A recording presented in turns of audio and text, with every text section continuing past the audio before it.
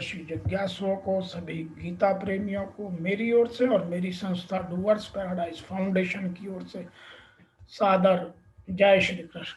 आज हम वर्तमान युग में आध्यात्मिक चिंतन की श्रृंखला के तहत गीता के तृतीय अध्याय के श्लोक संख्या 42वें की व्याख्या करेंगे।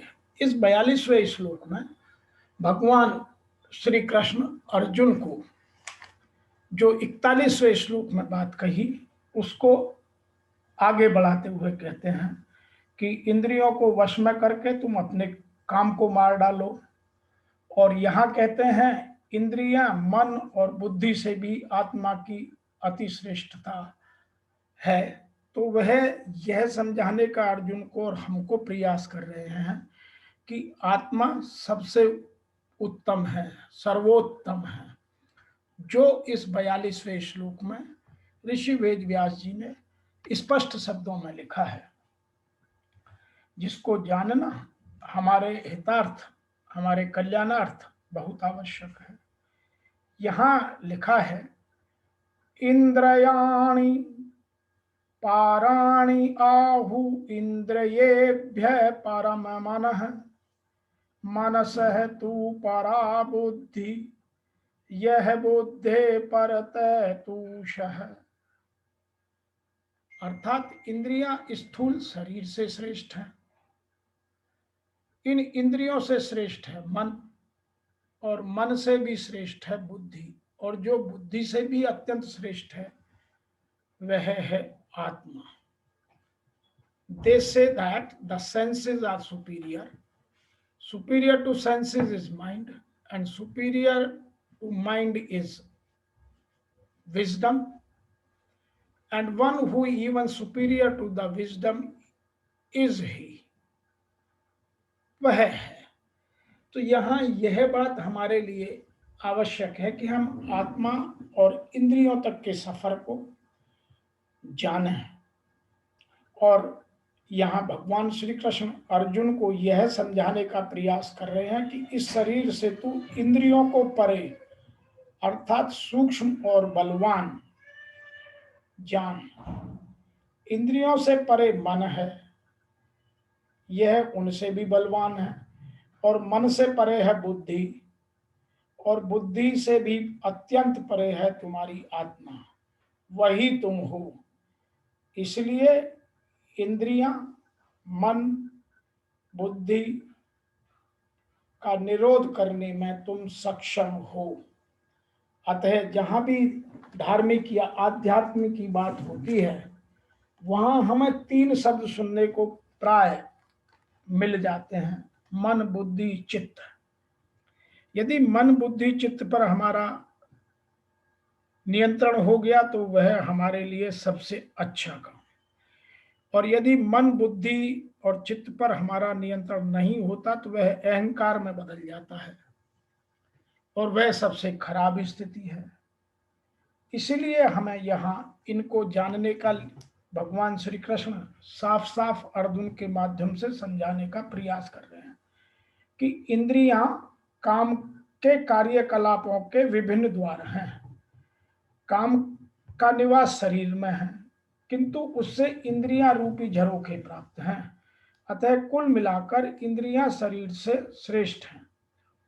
श्रेष्ठ चेतना या कृष्ण भाव अमृत होने पर ये द्वार काम नहीं आते। कृष्ण भावना अमृत में आत्मा भगवान के साथ सीधा संबंध स्थापित कर लेती है। अतः यहाँ पर वर्णित शारीरिक कार्यों की श्रेष्ठता परमात्मा में आकर समाप्त हो जाती है। शारीरिक कर्म का अर्थ है इंद्रियों के कार्य और इंद्रियों के अवरोध का अर्थ सारे शारीरिक कर्मों का अवरोध। लेकिन चूंकि मन सक्रिय रहता है अतः शरीर के मौन तथा स्थिर रहने पर भी मन कार्य करता रहता है। हम बैठे रहते हैं, सोते रहते हैं, लेकिन मन चलता रहता है। यथा स्वप्न में भी या स्वप्न के समय मन कार्यशील रहता है, किंतु मन के ऊपर भी बुद्धि को संकल्प शक्ति होती है, और बुद्धि के ऊपर स्वयं आत्मा है। अतः यदि आत्मा प्रत्यक्ष रूप से परमात्मा में रत हो रहे या रत हो जाए तो अन्य सारे अधीनस्थ यथा बुद्धि, मन और इंद्रियां स्वतः परमात्मा में रत हो जाएंगी। कठोपनिषद में एक ऐसा अंश है जिसमें कहा गया है कि इंद्रिय विषय इंद्रियों से श्रेष्ठ हैं और मन इंद्रियों विषयों से श्रेष्ठ है। अतः यदि मन भगवान की सेवा में निरंतर लगा रहे तो इन इंद्रियों के अन्यत्र रत होने की संभावना ही नहीं रहती। इस मनोवृत्ति की विवेचना की जा चुकी है। परम दृष्टवा निवर्तते, यदि मन भगवान की दिव्य सेवा में लग जाए तो तुच्छ विषयों में उसके लग जाने की संभावना नहीं के बराबर हो जाती है या बिल्कुल नहीं रहती है। कठोपनिषद में आत्मा को महान कहा गया है। अतः इंद्रिय विषयों, इंद्रिय मन तथा बुद्धि के ऊपर है। अतः सारी समस्या का हल है कि आत्मा के स्वरूप को प्रत्यक्ष समझा जाए। मनुष्य को चाहिए कि वह बुद्धि के द्वारा आत्मा के स्वाभाविक स्थिति को ढूंढे और फिर मन को निरंतर कृष्ण भाव अमृत में लगाए रखे। इससे सारी समस्या हल हो जाती है। सामान्यतः नवदीक्षित आध्यात्मवादी या नूतन आध्यात्मवादी को इंद्रिय विषयों से दूर रहने की सलाह दी जाती है, किंतु इसके साथ साथ मनुष्य को अपनी बुद्धि का उपयोग करके मन को भी सशक्त बनाना होता है। जिनका मन कमजोर होता है वह मन पर नियंत्रण नहीं कर पाते हैं। जिनका संकल्प शक्ति कमजोर होती है वह अपने मन पर नियंत्रण नहीं कर पाते हैं। यहाँ तक कि वह अपने नित्य कर्मों में भी उतना अनुशासित नहीं रह पाते हैं, क्योंकि उन्हें आलस्य और प्रमाद दबा देता है। यही काम की या कामनाओं की विशेषता है। किंतु इसके साथ साथ मनुष्य को अपनी बुद्धि का उपयोग करके मन को सशक्त बनाना होता है। यदि कोई बुद्धि पूर्वक अपने मन को भगवान के शरणागत होकर कृष्ण भाव अमृत में लगाता है तो मन स्वतः सशक्त हो जाता है। और यद्यपि इंद्रियां सर्प के समान अत्यंत बलिष्ठ होती हैं, किंतु ऐसा कहने पर ये दंत विहीन सांपों के समान अशक्त हो जाएंगी। यद्यपि आत्मा बुद्धि, मन और इंद्रियां का भी स्वामी है, तो भी जब तक कृष्ण की संगति द्वारा कृष्ण भावना अमृत सुदृढ़ नहीं कर लिया जाता, तब तक चलायमान मन के कारण नीचे गिरने की पूरी संभावना बनी रहती है।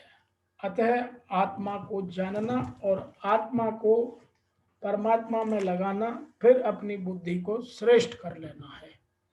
और बुद्धि श्रेष्ठ है तो मन श्रेष्ठ है, मन श्रेष्ठ है तो फिर आपकी इंद्रियां स्वतः उन चीजों से हट जाएंगी जिनसे आप हटाना चाहते हैं।